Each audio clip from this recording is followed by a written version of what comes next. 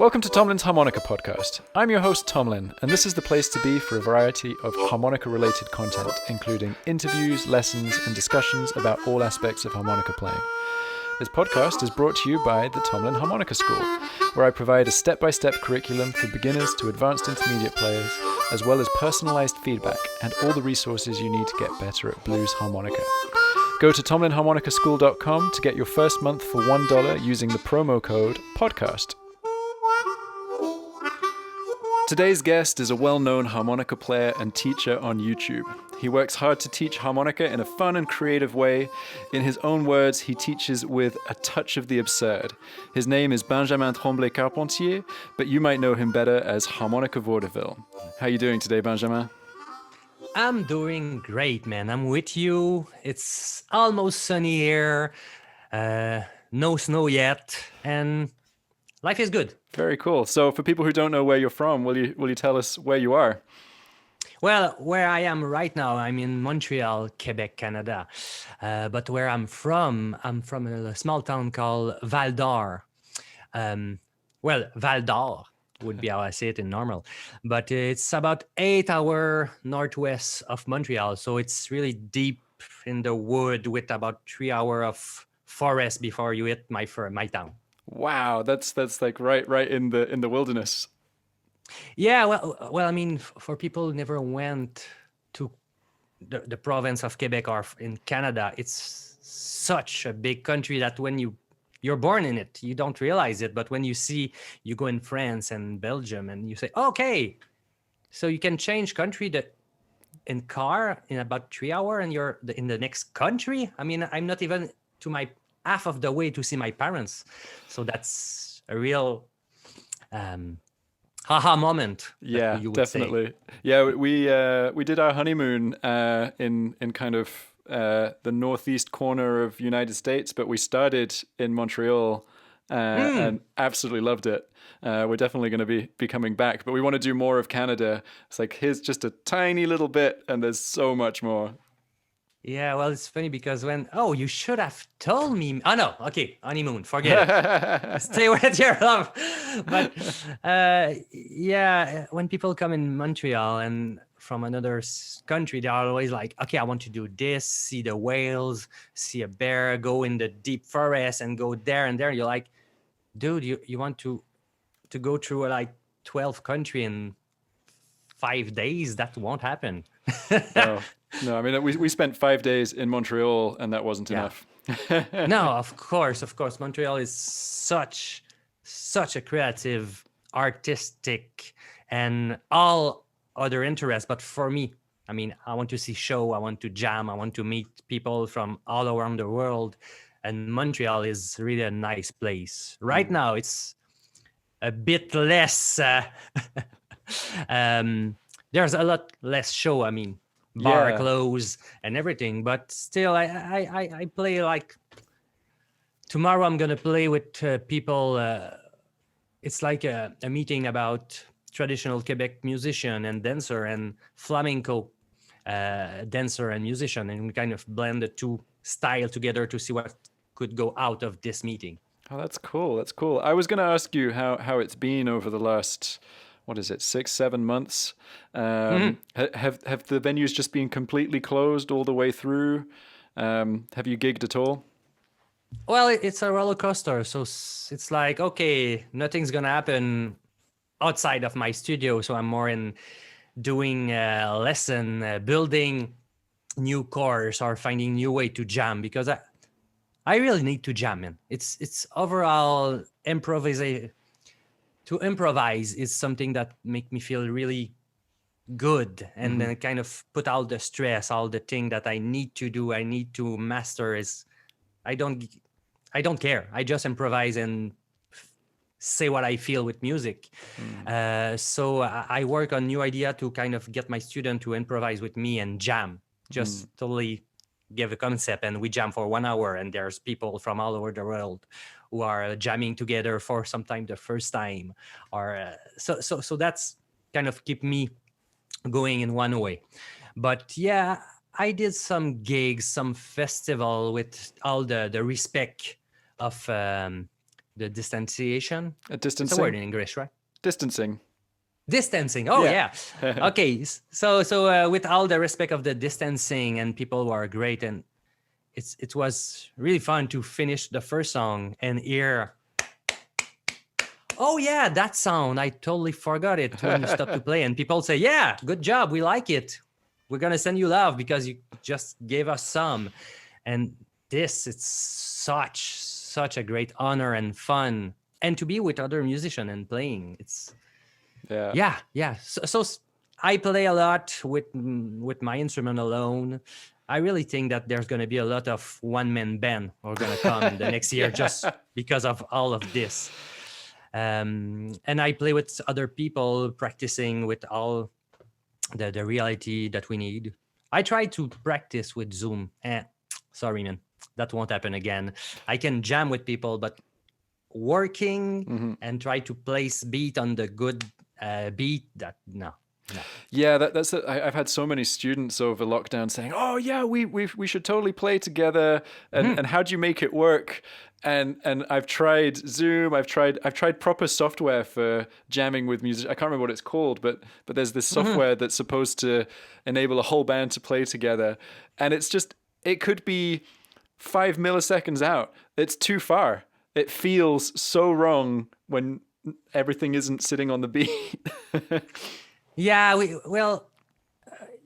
I kind of rethought the way of jamming through internet because it's not the same feel, it's not the same logic with the beat, but there are some idea that I work on that work well, and I still have a lot of fun, and I'm really happy. At first I was like, oh yeah, another Zoom jam that won't go right, and oh, okay, this will go right. Oh, and this is possible. And now I'm like, yeah, today I'm gonna jam with 2 different group, and we're gonna go there and do this. Okay, and and I see the fun they have too. So I'm really happy that I find some ideas to jam. Nice. But I'm kind of imagining call and response working quite well, and backing track or keeping the groove and more exchange dialogue. Yeah. So we don't need, if I say, hey, how are you?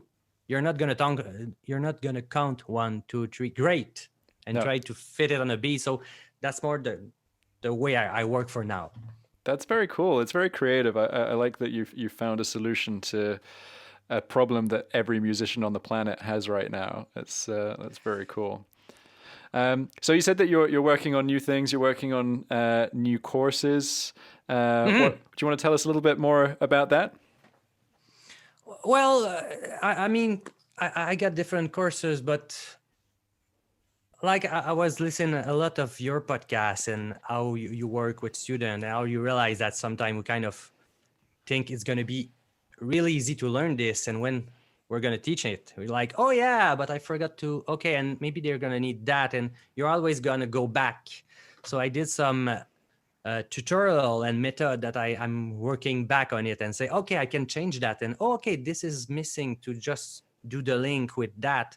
So I got a blues classes that's going to teach you how to improvise. I'm really into make people jam with each other instead of learning repertoire. I love to learn repertoire, but I need to jam, and this particular instrument is like the best instrument for me to keep in my pocket. And in any situation, somebody say, hey, could you play? Yeah, of course. I have my harmonica on me. I'm an harmonica player.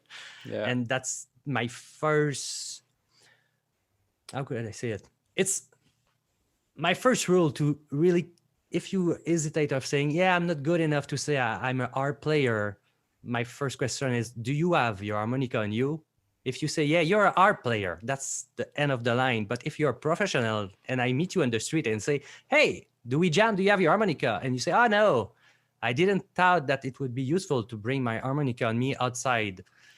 You're not an harmonica player at that moment. You can be it in the next hour, just grab an harmonica, but you cannot say you're an art player if you don't have your harp on you. That's the bottom line for me.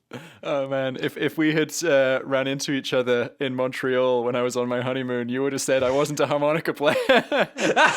But that's all right. I'm not an harmonica player sometime, but really, really rarely, because I go out and I'm gonna climb back my stair just to grab an harmonica, and even if I'm almost at the metro, because first I don't want to get a student cut me, and I don't want to miss the opportunity to play. It's happened like 2 or 3 times in my life that I said, dude, you're so stupid. So I wouldn't say that to anybody else, of course, but to me, I can handle it. And you just miss a great moment to just give a smile to somebody, or just to meet somebody that you cannot do anything else than play music with him, because he doesn't speak your language, because we don't know what to say, but we're gonna know what to play. Yeah. And that's 3 times in my life, and that's what I say. C'est pas grave. It's really not a big deal if you don't have it today. But remember it. Yeah. Because after 3 times, you're going to get pissed. Well, each time you're going to get pissed, and clear that of your life. Definitely. And I think it's important for people to hear that, and also to hear that it doesn't have to be super serious. It's a way to have a casual conversation. I've had a few scenarios when I've done workshops or when I've done gigs, and I've said to students, come, bring harmonicas, and I'll get you up on stage, and you'll play a 12-bar blues. It'll be great. And they arrive, they see the band, and my band are amazing. Like I'm like, they are such great musicians, which I think is a really good thing for a student to get up on stage and play with the best musicians they can find. But often students will say, oh yeah, so I didn't bring my harmonicas. And I'm like, nah, I know you brought your harmonicas. Of course they have it in their pocket.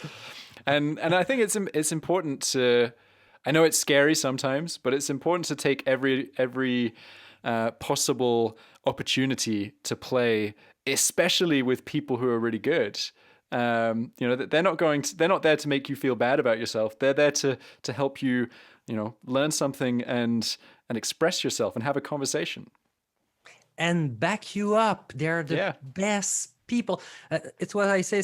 If you have a chance to play with a professional, go for it, dude. Even if you do a mistake, he's going to catch you up and do the chord that's going to feel that you were really a genius at that moment. Instead of doing a mistake, it was, oh, wow, a flat 5 or a sharp 11 or anything, that they're going to catch up to you because they're professional. Yeah. And that's the best way to feel a good musician, is to play with people that's going to back you up greatly. Sometimes I hear, oh yeah, like in the guitar when I was a young guy, people were saying, oh yeah, I'm more a lead guitarist. The other guitarist is less good than me, so I'm going to put it on the comping. Dude, what? So you build wall on a guy who cannot really keep the beat, and you have the ambitions to do something really great. Everything's going to fall. You need to have great musicians to back you up when it's possible. And if not, that's great. They're going to learn with you. So any musician is always nice to play. Definitely. Always take the opportunity. And carry on. In Montreal, we have not an evening, but how could I say it? It's once a month. We call it Harmonica a Cappella in 3 words. And it's been there till, I think, 2010. When I came in Montreal, my friend kind of start this night once a month, and there's an open mic exclusively for harmonica player of all style that need to play in general alone. And then there's a band with an harmonica player and his project. So it's an harmonica night, an harmonica festival once a month from 2010 till then, till today. And it's really great because we saw so much variety, so much diversity in the playing, because in Montreal we have traditional Québécois, traditional Irish music, blues, jazz, beatbox. We got harmonica, bass harmonica, chord harmonica, really a big kind of wild possibility, klezmer music. We even have a perse, music perse. How you say it in English? I don't know. Shoot. What style is it? Like, give me some. Music perse, traditional music perse. Shit. I'm gonna ask my friend and come you back with that. But we had so much diversity that for harmonica player in Montreal who came to that event, you would hear one traditional reel from Quebec, and then an Irish reel, and then an incredible chromatic player, and then a tremolo player, and then a diatonic who just play tongue block and really is deep into that style, and another one who play chromatically and play, I don't know, take five. So you're always like, oh yeah, it's like a restaurant, but not a cheap restaurant buffet. It's like, oh yeah, wow, okay, that's it. Oh, we can do this too. So with my student and with amateur, I saw the level go really up in the jam area, because I'm like, oh yeah, I know you have an harmonica. Let's go jam a 12-bar blues, just a groove in D minor. I'm gonna hit a 6/8 beat, or just one chord, or just let's go do a vamp together. Just a vamp, no blowing, no melody if you don't feel it, but just come up and feel all the love and the challenging of playing for people, and see the people being inspired by you. It's not about the level. It's just about, there's a lot of great levels going to stay sit on their chair because they're not good enough. They're not ready. They didn't prepare a song. And you see that guy, you say, oh yeah, hi, my name is, and I played for 2 weeks. Yeah. So I'm going to do this. And he's doing a train, and then he's going to go sit. And then you see all the other players to come, and he's like, oh my God, what did I do? And you did the greatest thing today. You went play and you didn't choke. That's perfect. Absolutely. It's so important for people to remember that, because I hear it all the time. You know, my biggest goal in life is to be able to jam, and I'm like, okay, well, let's jam, and they think that it's something that's going to be 20 years away. When I'm sure, like you and I think we're probably quite similar. When we have a student in front of us, you know, day one we start jamming. That's super important, and it's that dialogue. Yeah, well, it's always amazed me how people kind of see the music or the art in general like something sacré, something Sacred. sacred. Yeah. It's like if you say, hey, let's jam, just fooling around, just play note. I'm going to keep a beat. Just do a 4-draw solo band. That's it. And they, oh no, but I know I'm not ready enough. And oh no, I don't isolate enough. Or, and you say, okay, let's play baseball. Oh yeah, Yeah. this guy is a professional. Oh, great. Why anybody are stressed or of playing sport with professionals in general? They're like, yeah, I'm going to play soccer. I'm going to play hockey. And nobody's going to choke in general. But when you say, let's jam, you see the eyes getting bigger and like, oh my God, what did I do? Oh no, I shouldn't.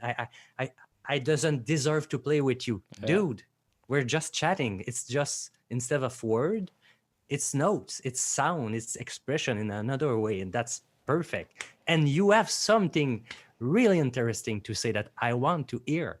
Definitely. Okay, let's go in a slightly different direction. I want to go back in time. I want to get the origin story. So do you come from a musical family?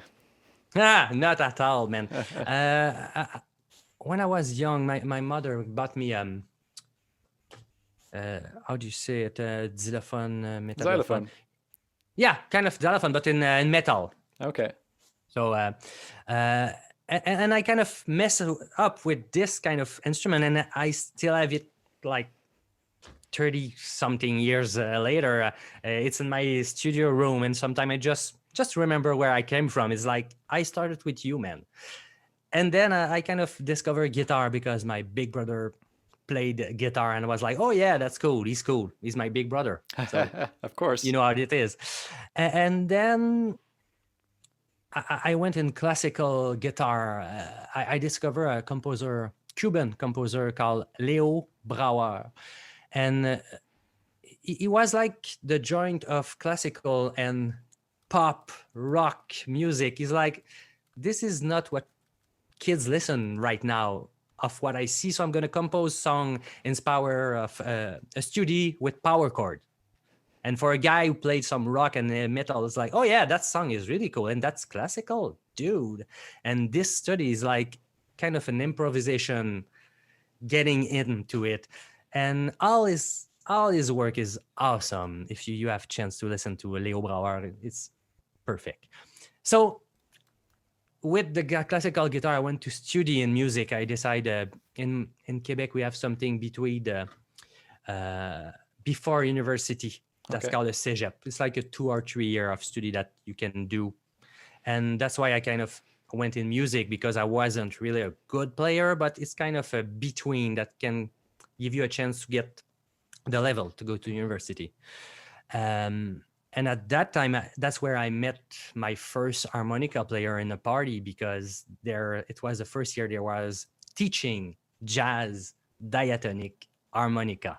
So you can study That's music and awesome. play repertoire jazz. And so I was in a party, and that's the typically blues guy with the low voice of cigarette and alcohol. And he's like, oh, what are you playing? Oh, I'm classical guitar, man. And it's really cool. Oh, yeah. And you?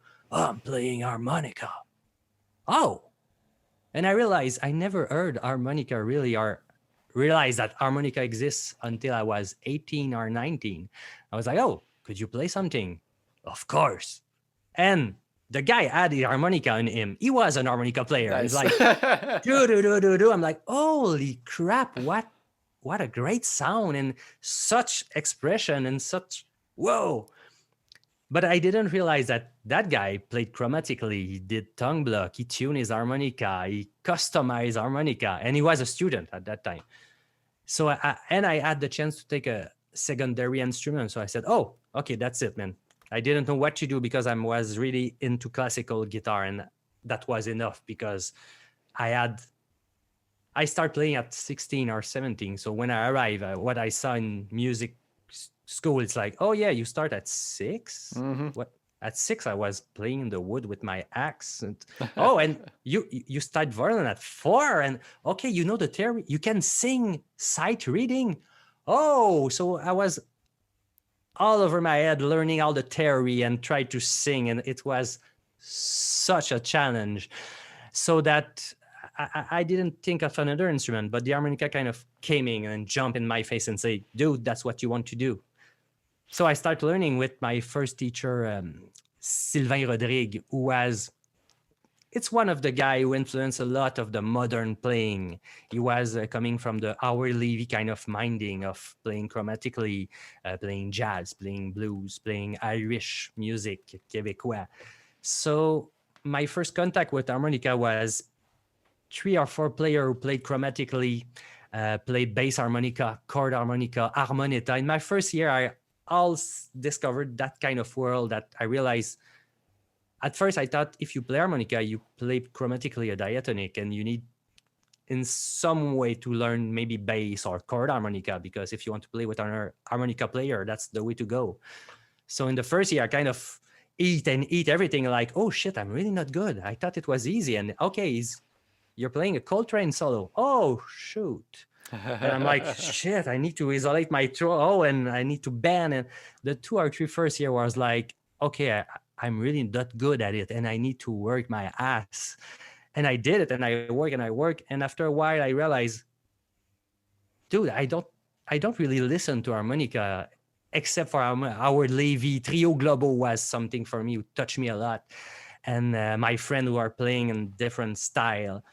But when I start to listen, general harmonica player that we listen on the radio, I was like, oh, so I can play with other people. I'm not that awful player. So maybe that's why I want so much to teach people to have confidence in themselves and jam, because for years I thought I was the laziest harmonica player in the world who couldn't achieve nothing. But I realized that I could do a lot. And my friends were really, really awesome with me, because they include me in jam, and oh yeah, you should buy an harmonica bass. I saw one on eBay. You should, yeah, it's cheap. Okay, we're going to tune it for you. Okay, let's jam. So that's a bit of my first contact with harmonica. That's very cool, and I think this is a really good point to kind of come into your teaching style, because I love the caption you have on your channel, which is apprendre à jouer avec un touche de l'absurde, which is literally learn to play with just a touch of absurdity, which I think is great. It shows that you're trying to help people not take it so seriously. That's clearly something that's very important to you. Do you think that's because you met very serious players and realized that you wanted to make it a little bit more democratic? No, I think I really went for who I am. That would be the best response because I'm a guy who love to laugh. Or I don't take myself seriously. And if you see some of my videos, sometimes I got a beer, sometimes I have half a beer, half a mustache, and I play with different concepts just for fun. Right now, I got clown friends who learn harmonica, and we have a lot of fun of exchanging. And with a lot of my band, I feel a lot better when I'm joking. I take music seriously, but what I want to share with people is just having fun, whatever the level of difficulty it should be. And for my teaching, I just saw all the great teacher around who were so much in different path and master different technique and different thing. I'm like, dude, I'm kind of a clown who's coming there and like, yeah, I can teach you thing, but I'm not a virtuoso. I don't want to be a virtuoso. I just want to have fun and take my level always a bit forward. And that's how I went in the tutorial with my big brother who say, oh yeah, we should start a channel YouTube and teach harmonica. You love it. And it could go somewhere with the teaching because Harmonica Vaudeville is really not just me. It's me and my big brother who inspired me to play music at first years ago. And years later, he came to me because he's kind of an engineer who's thinking a lot. And me, I'm more the artistic guy who's playing a lot and said, dude, at some point, it would be great that you could teach online. I'm like, yeah, but no, man. What I see of going online is getting troll and all the mean kind of thing that I had in mind. Like, I'm not gonna put my face on internet to get kind of slapped by people or don't like my style or don't like this or don't like that. And it took about 2 years for him to kind of coming back and yeah, but we should do something. And I'm like, dude, if I'm gonna do it is because I really like you and because we are so much different. We don't see each other enough because it's in another sphere of world. And that project kind of starts, yeah, let's hang up together and work together on a project and keep it for doing something great, but it's need to be fun. That's if it's just work and problems, that won't happen. So we kind of start and do intro clownesque, humoristic, funny intro on my video tutorial. And after a while, I realized that it's great, but it's so much work to think of a joke each time for each week and then turn the joke and then, oh yeah, we need to do the lesson too. Okay. And then you put the video on and you say, maybe if I don't put so much work on my joke at first, I could just teach more and less do work because I'm sure, and I know you realize it and you know it, it's so much work, man, to teach online and understand all the program, all the great sound, the great video. Okay, why that guy have a bug with his sound? And okay, what I can do and how can I teach it? Because it's not the same of doing a tutorial on YouTube and having someone in front of you. So there's a lot of adjustment that I didn't realize. I can do a joke and start my lesson 10 minutes later when you're in front. You're not going to go away. I lock my door anyway. Don't try. But on internet, you can so much say, oh, okay, I want to hear I want to know how to bend, and you're just joking. And I don't get it. And then, okay, that was funny, but okay, now you're going to teach me how to bend. Dude, that's not the way it's going to do. So that's it. More and more, I keep the humoristic touch through the lesson, but not too much in the beginning of the lesson. But it's worked so well for you, so much so that people listening to this, if they've not watched any of your videos, all of Benjamin's videos are in French, and yet I have tons of English-speaking students who don't understand any French, who love your videos because they're so easy to follow. Even if you don't understand the language, you make it so easy to learn what you're working on, and it's very engaging. And I think that's really, really cool. What I would be interested to know is if you've ever been tempted to do some English language videos to kind of even make your reach even further. Well, I tried some idea of mute. Mute? mime tutorial. So I don't say a word. I think I did two. That I just don't say a word, and I just show the tablature and then play a small pieces and go through the song like this. And it was really fun. But at some point, for some technique, you need some tips that's gonna help you, especially for bend or overblow or tongue block or just to improvise. Sometimes we need to talk. And yeah, of course, I would love to teach some tutorial in English because, like you said, sometimes people write to me, dude, I don't understand what you're saying, but I really get what you're playing, and I follow your tutorial, even if I don't understand what you're saying. So I was like, oh, cool. And sometimes I got on internet, you're always like, is it spam? Is it mean or is it great? And especially if it's in a language that you don't understand. So all the time I see something, I'm like, okay, that's Russian, I think. So let's go to Google Translate to see. And great job, man. Whoa, okay. So you don't speak French or English. And yeah.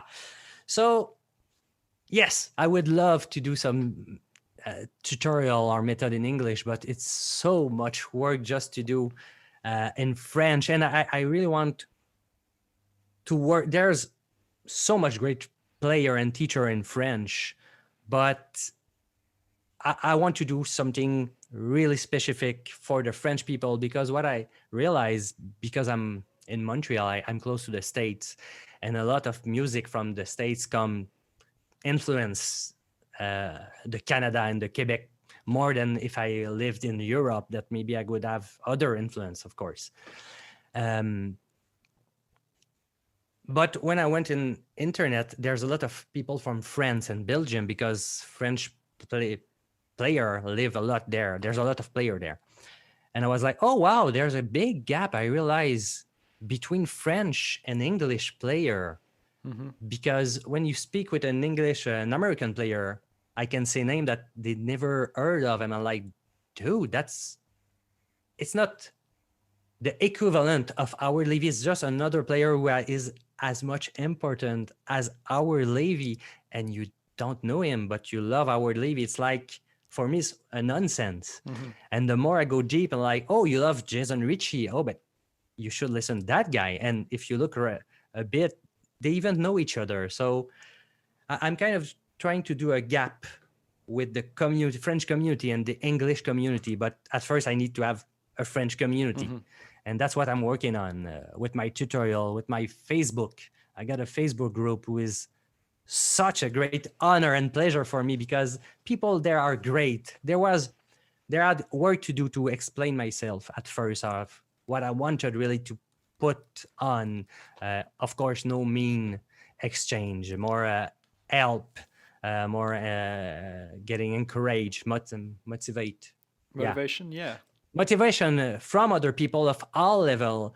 And then what we're going to do is play together and maybe do some easy challenge just to get you out of your room, out of your house, and go play in the park. And okay, go just do this and small little thing. But I see a lot of people like, dude, I never went to play outside of my home, and yesterday I did your challenge, play outside. That's bottom line. Just go do a vamp or a lick outside and put you in danger that maybe somebody's gonna hear you, and maybe he's gonna say, hey, great job, and you're gonna get stressed by that. And those things happen, and I'm always so proud and so happy, because on YouTube I cannot go there. I don't see people. They can write, but in that group I'm like, I see them play. It's not me, it's them play, learn, exchange. And sometimes like, we had a vaudeville meeting in France, in Paris, and there were like 10, and they went to the Major Pigalle, one of the last musician store who is specialized in harmonica in Paris. And then they went to see a jam, and they went to that place, l'Utopia, who is a really special place where Gigi Milteau and kind of worked to do a harmonica community in France. And then Greg Slapp went there to teach and everything. So there's a life other than just play at your house that I kind of try to stimulate. But yeah, I will link up your Facebook group because it is a fantastic resource. But it's quite funny that you're pushing people to go outside. I was the complete opposite when I started playing. You couldn't get me to go inside because I was scared that my housemates would hear me play. So I used to go and sit on the roof so that no one would hear me. Yeah, I mean,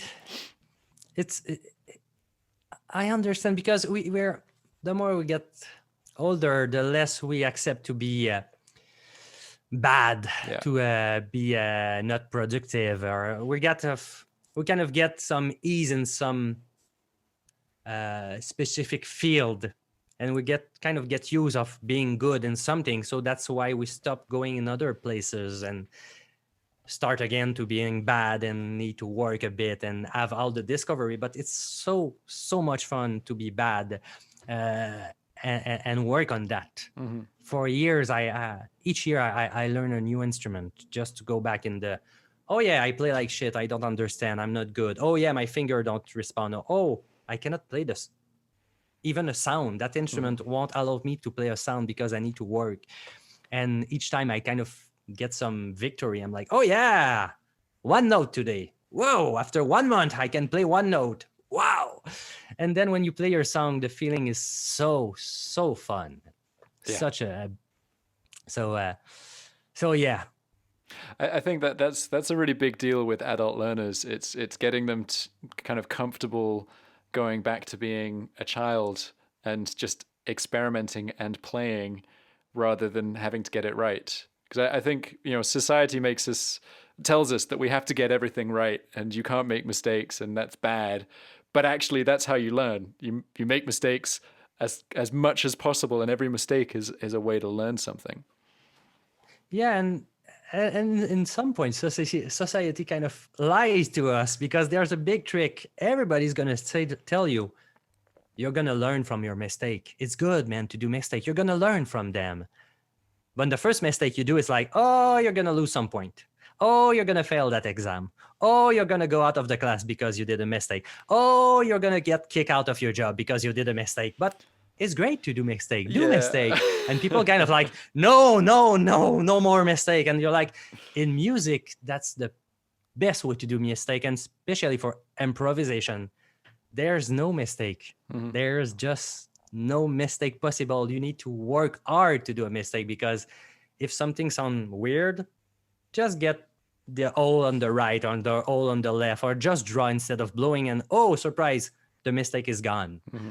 And because it's not recorded, you don't give a crap. That's such a great feeling to play anything. And sometimes magic happens and you're like, I cannot do it again. And that's perfect. But if there's a mistake, that's perfect. I'm not sure I can do it again. And that's perfect too. So that's the big difference of giving you the chance to do mistake. And in music, for me, it's really important. But you're right. The more we grow, the more we kind of get in our mind that we shouldn't do mistake and it's dangerous and what people are going to think about you and oh my God. And yeah, it's fun to do mistake. Definitely.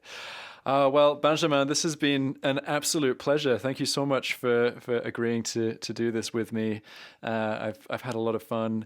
One thing that I'll say for people listening, Benjamin mentioned a bunch of interesting players and the Facebook group and also his channel and things. So I'll be linking all of those things up in the show notes. So please go and check them out.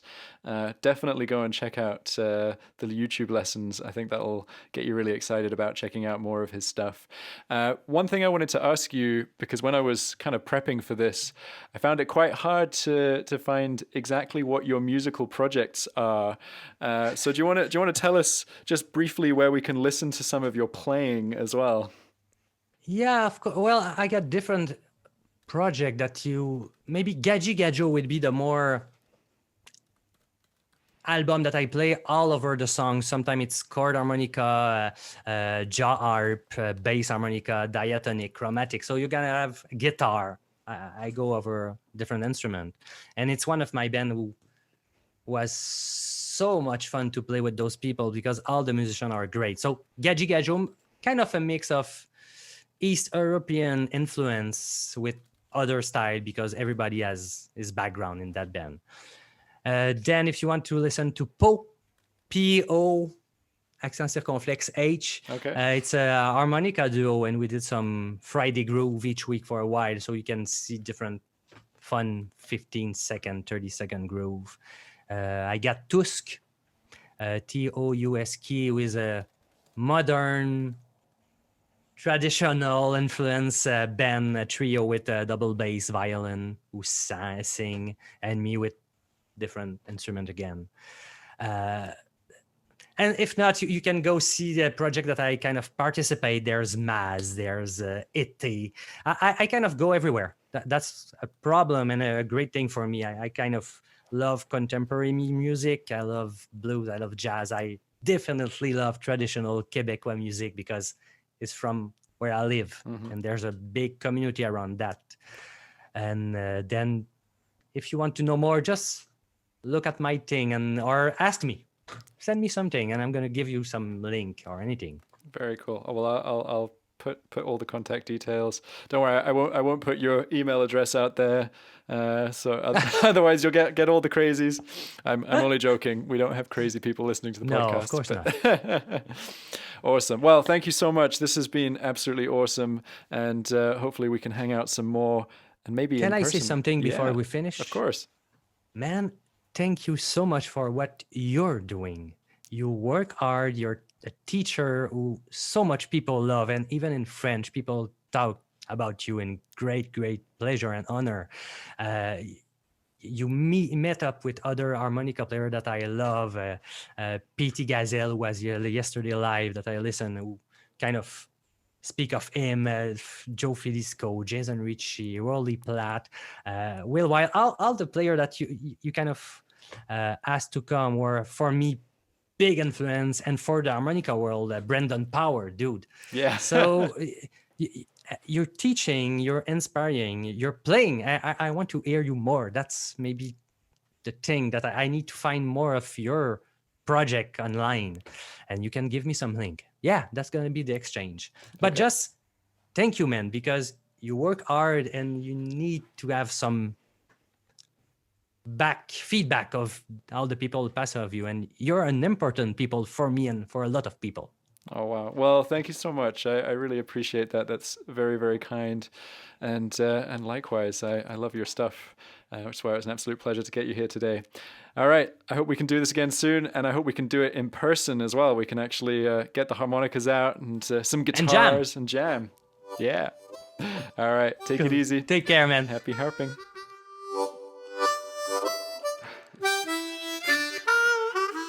Thank you so much for listening to this episode of my Harmonica podcast. Please don't forget to subscribe and leave a review on your podcast service of choice. And if you're ready to take your harmonica playing to the next level, then you should check out my online harmonica school over at tomlinharmonicaschool.com. Happy harping!